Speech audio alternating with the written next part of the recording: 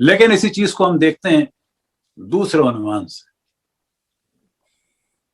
اہل سنت کے نزدیک مولا امیر المومنین چوتھے خلیفہ ہیں. اطاعت واجب ہے، بالکل واجب ہے. مخالفت حرام ہے، بالکل حرام ہے. اب جب وہ چوتھے خلیفہ ہیں تو اس وقت عالم اسلام کی جو پہلی جنگ تھی وہ کس نے مسلط کی چوتھے خلیفہ پہ؟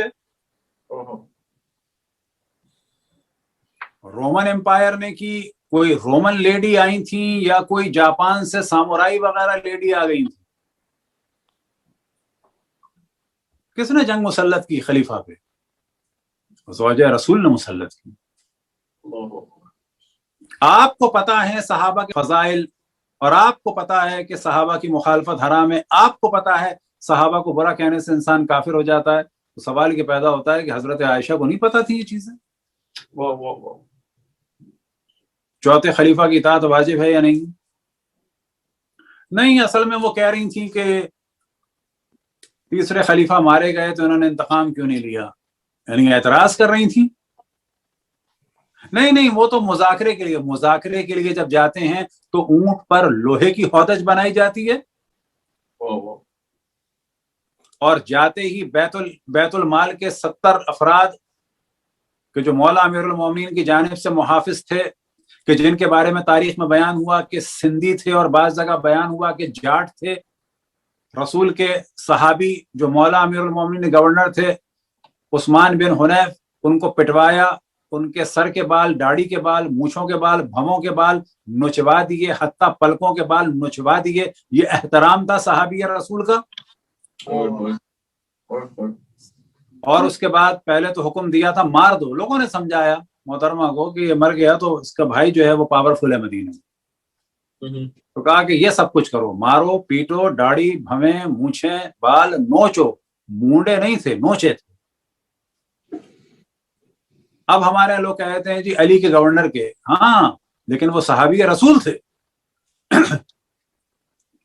مولا امیر المومنین کے بعض اصحاب صحابی نہیں تھے، لیکن یہ صحابی تھے مولا کے بھی، لیکن سب سے بڑھ کے رسول اللہ کے صحابی تھے. اس صحابی رسول کو مارنا اور پیٹنا جائز تھا، یہ مذاکرے کا حصہ تھا.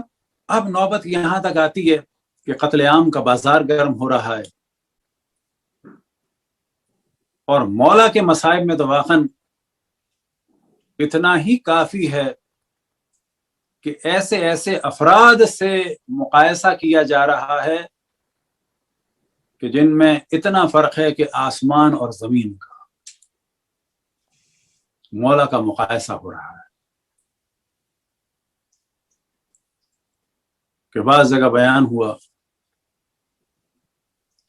کہ مقایسہ تو اپنی جگہ، بعض دفعہ مولا کو کافر تک کہا گیا، تارک الصلاۃ کہا گیا. شام میں خبر پہنچی تو لوگوں کو تعجب ہوا کہ علی مسجد میں صبح کی نماز کے وقت مسجد میں کیا کر رہے تھے، کیا نماز پڑھتے تھے؟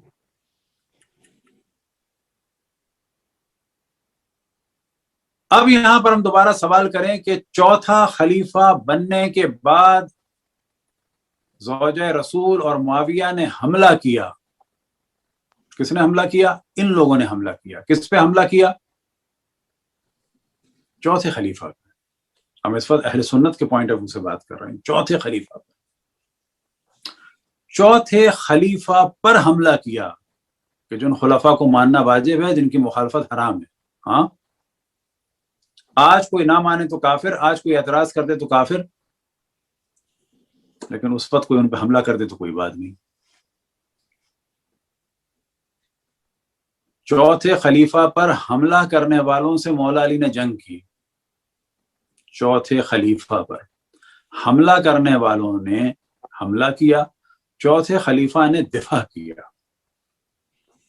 محترمہ مدینے سے فوج لے کے نکلی، لوگوں کو جمع کرتی ہوئی، اور بصرہ میں آ کر قتل عام کیا.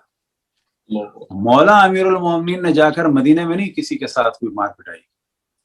اتنا تنگ کیا مولا کو کہ مولا کو مدینے سے نکلنا پڑا، کوفے میں مرکز بنانا. ایسے حالات کر دیے تھے.